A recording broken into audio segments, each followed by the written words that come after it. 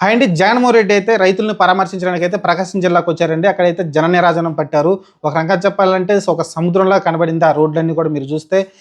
ఒక పక్కనంగా టీడీపీ వాళ్ళు తెలిసిందే కదా! దాన్ని ట్రోల్ చేసే ప్రయత్నం కూడా చేస్తారు. ఎందుకంటే అమరావతిని వేశ్యల రాజధాని అన్నారు కదా! దాని గురించి నల్ల బెలూన్లు పట్టించి కొంతమంది ఆడవాళ్ళని అయితే తీసుకొచ్చారని చెప్పారు. వాళ్ళు పెయిడ్ ఆర్టిస్టులు అనేది వైసీపీ అయితే క్లెయిమ్ చేసుకుంటా ఉంది. కానీ జనాలైతే విపరీతంగా వచ్చారండి. ఎందుకంటే ఆయన రైతులను పరామర్శించడానికి వచ్చారు. ఏదైతే రైతులకి ఏదైతే మిరపకాయల రేట్ అనేది పడిపోయిందో ఎండుమిరపకాయలు దాని గురించి, అలానే పొగాకు రేటు టొబాకో ఏదైతే ఉందో టొబాకో గురించి, ఆ రేట్ల గురించి అయితే ఆయన పరామర్శించడానికి వచ్చారు. రైతుల్ని వాళ్ళ సమస్యలు తెలుసుకోవడానికి అయితే వచ్చారు. ఆ విధంగా వచ్చినప్పుడు జనాలైతే విపరీతంగా వచ్చారు. దీన్ని చూసి ఖచ్చితంగా ప్రతిపక్షాలైతే ఎంతో కొంత ఆందోళన అయితే కలుగుతుంది. ఎందుకంటే ఇంత జనాదరణ అంటే మామూలు విషయం కాదు. ఎందుకంటే ఒక రకంగా చెప్పాలంటే ఇప్పుడు డబ్బులు ఇస్తేనే జనాలు రావట్లేదు.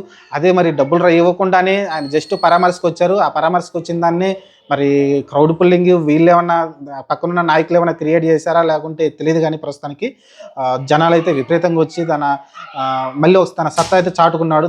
ప్రజాదరణ అంటే జనాల్లోకి వస్తే ఎంతమంది జనాలు వస్తారని అయితే మళ్ళీ నిరూపించాడు. ఎందుకంటే ఈ రకంగా సినిమా యాక్టర్లకి ఇలా క్రేజ్ అయితే ఉంటుంది.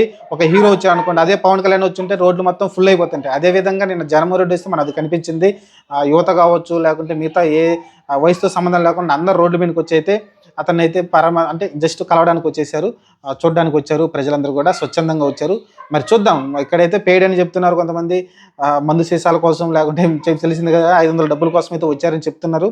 మరి కొన్ని రోజుల తర్వాత మనకు తెలుస్తుంది. ప్రస్తుతానికైతే జనాలను చూసిన తర్వాత ఖచ్చితంగా ప్రతిపక్షంలో ఎంతో కొంత గుబులైతే పడుతుంది.